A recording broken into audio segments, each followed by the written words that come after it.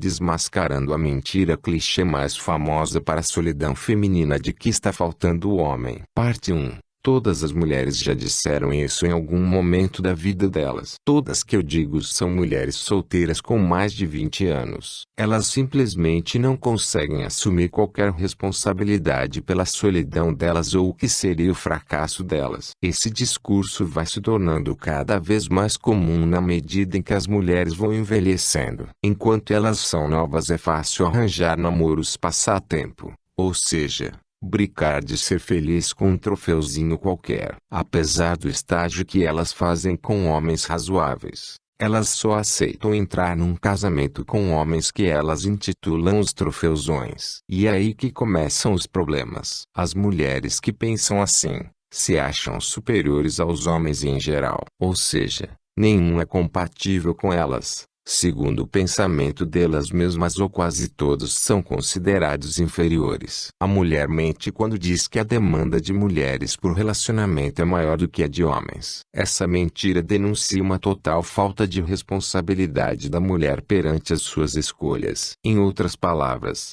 ela escolhe estar sozinha, porque simplesmente não aceita ficar com um homem mais limitado do que acha que merece. Existem muito mais homens à procura do que mulheres à procura. Isso é fato pelas seguintes razões. A mulher não precisa realizar nenhum esforço na vida para se tornar atraente. Já a maioria dos homens não são atraentes em si mesmos. Portanto, a mulher tem muito mais chances de achar um namorado cedo e isso faz com que sobrem homens no mercado. Acontece que o valor de um homem é condicionado pela posição que ele ocupa na sociedade. Assim, um homem bonito torna-se interessante na medida em que outras mulheres o disputam. Da mesma forma, um homem bem-sucedido, com bom emprego, na medida em que se torna visado por alguma mulher, logo se torna interessante para outras. O ibope de um homem na sociedade é um medidor de valor do mesmo. Isso também pode ser chamado de valor exibicionista. A mulher atualmente é altamente preocupada com a vida social e ela coloca isso acima de tudo. Por isso, a mulher quer um homem capaz de torná-la mais importante do que uma rival,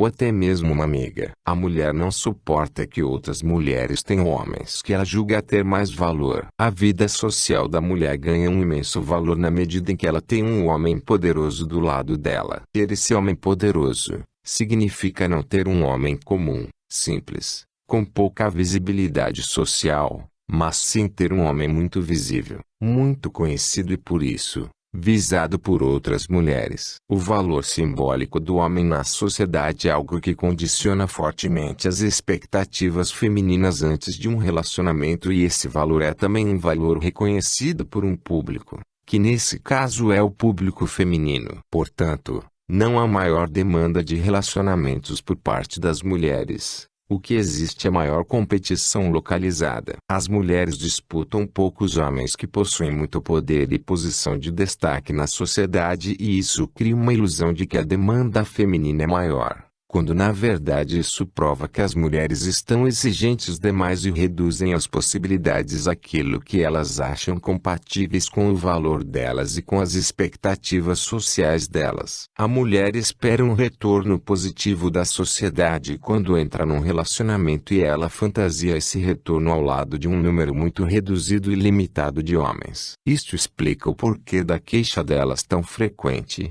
e em certo sentido hipócrita, de que não há homem disponível. Elas se acham mais lindas, gostosas e inteligentes do que realmente são. Esse problema é muito comum nas mulheres promíscuas e nas mulheres não promíscuas também, mas numa intensidade um pouco menor. Algumas ilusões femininas são casos psiquiátricos, são casos próximos de uma esquizofrenia. Esse tipo de erro será cada vez mais comum por causa dos valores feministas e principalmente aqueles que dizem que a igualdade é também a imitação do comportamento dos homens promíscuos, cafajestes. Existe atualmente uma supervalorização da mulher e uma ultrabanalização do homem. Assim, qualquer esforço feminino ao longo da vida é bastante valorizado. Já qualquer esforço masculino é banalizado. E a mulher que pensa assim, de acordo com essa lógica dual de valorização da mulher e banalização do homem, Não tem noção da ilusão que está seguindo e pensa realmente que tem tanto valor quanto fantasia. A desproporção entre o valor real das mulheres e o valor fantasiado por elas é tão grande,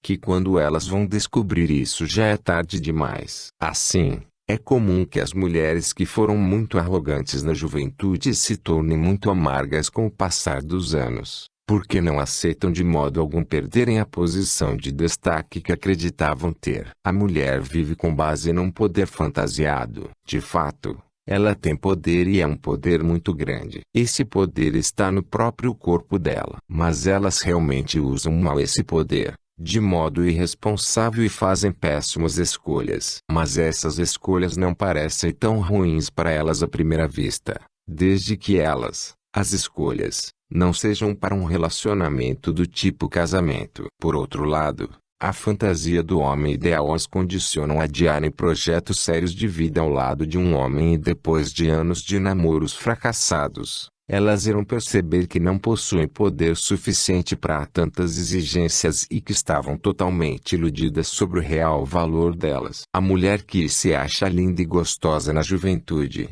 tem um complexo gigantesco de valor e acha que o homem precisa oferecer muito mais do que um homem comum para ter qualquer chance com ela. Ela exige coisas muito distantes do homem comum, como uma vida de prestígio, sucesso, bens, coisas que aparentemente estão distantes do homem comum. Por outro lado, o homem que se enquadra no perfil dela é geralmente o tipo disputado por outras mulheres e que na verdade acha essa mulher exigente e bastante limitada. Em outras palavras, a mulher que se acha muito bonita e gostosa, pensa que merece mais do que realmente merece, e ela precisará errar muito e quebrar muito a cara até entender isso, e quando finalmente entender será tarde demais. As mulheres que possuem escolaridade, além de possuírem beleza e gostosura, se acham ainda mais no direito de exigirem coisas absurdas dos homens. Essas são ainda mais iludidas do que as mulheres somente gostosas e passarão pelo mesmo processo de frustrações até caírem na real que estão exigindo muito mais do que merecem. Mulheres que são muito complexadas e possuem uma visão irreal da vida e dos relacionamentos dificilmente aceitarão que erraram e por inúmeros mecanismos de defesa tentarão justificar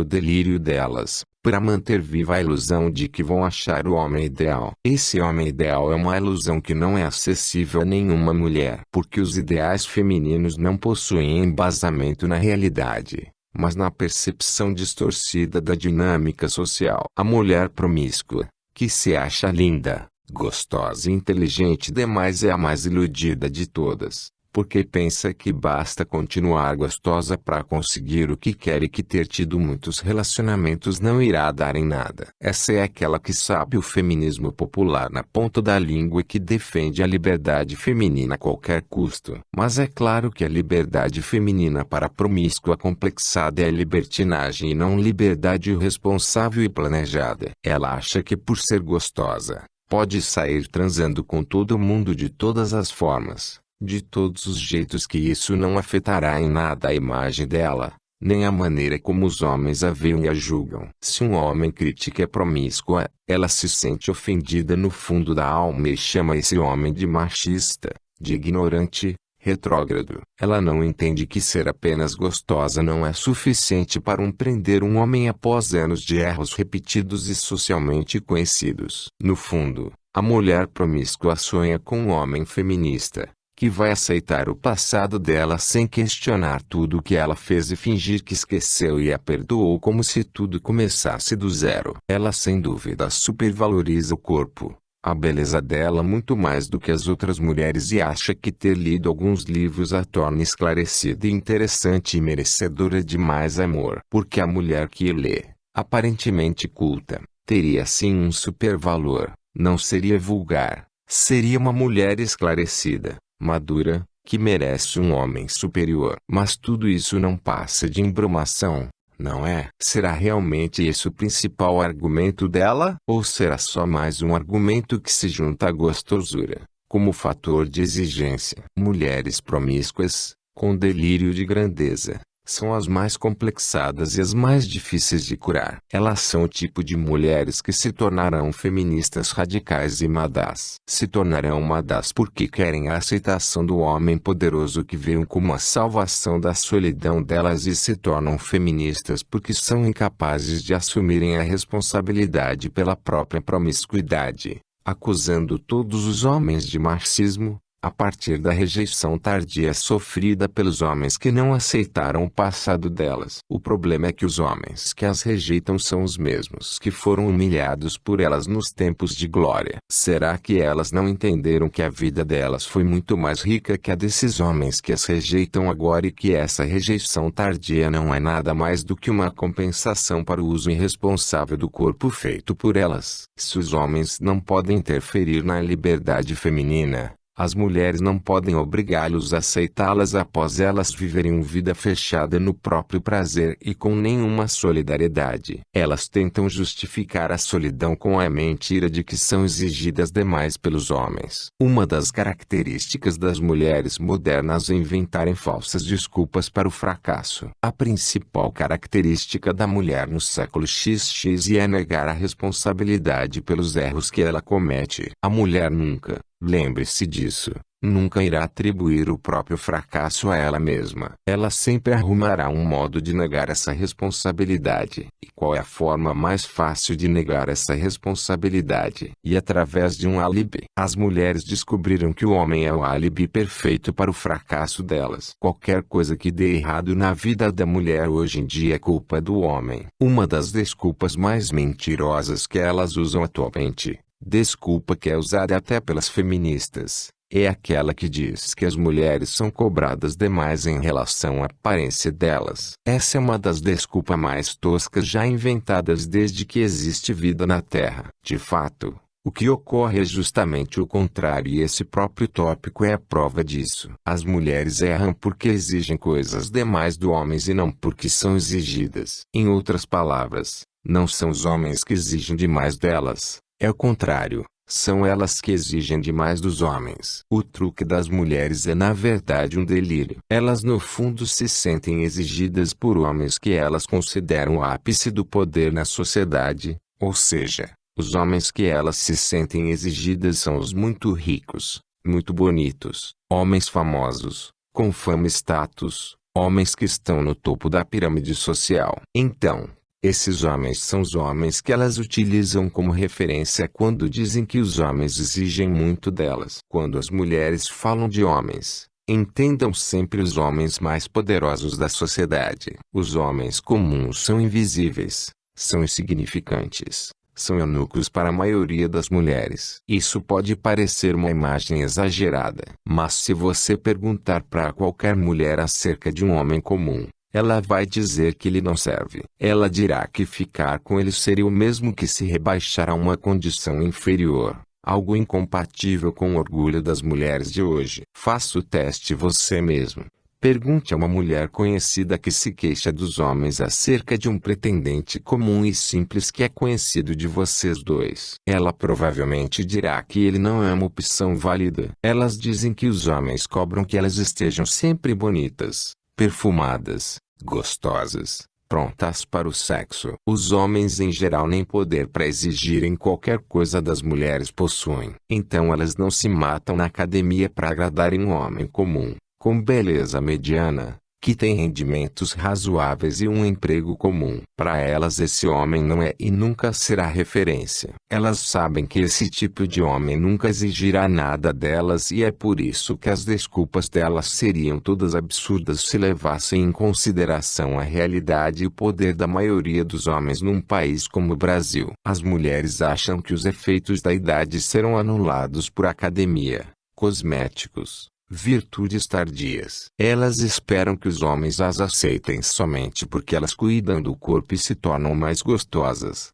mais atraentes, mais preocupadas com a aparência. A verdade é que as mulheres são bastante aceitas na juventude, sim, principalmente no período que vai dos 15 até os 30 anos. Mas após os 30 anos, As mulheres perdem o poder de barganha que possuíam no passado e perdem porque gastaram demais o poder que tinham de forma vulgar e inconsequente. É claro que muitas mantêm esse poder de barganha ao ponto de se sentirem confortáveis com a solidão nesse período da vida. Mas até quando será possível prolongar essa juventude gloriosa e muitas vezes irresponsável? A mulher promíscua é ainda mais iludida em relação às supostas exigências masculinas. É claro que a mulher gostosa consegue sexo no momento em que ela quiser, mas isso tem o preço da banalização do corpo dela. Só que a promíscua acha que ser apenas gostosa é suficiente para agradar um homem depois dela ter vivido uma vida excessivamente promíscua. A prova disso é que a promíscua se mata de malhar na academia achando que o passado dela de promiscuidade será totalmente perdoado se ela ficar ainda mais gostosa do que é. Só que malhar a bunda e as coxas na academia não apaga o passado de ninguém,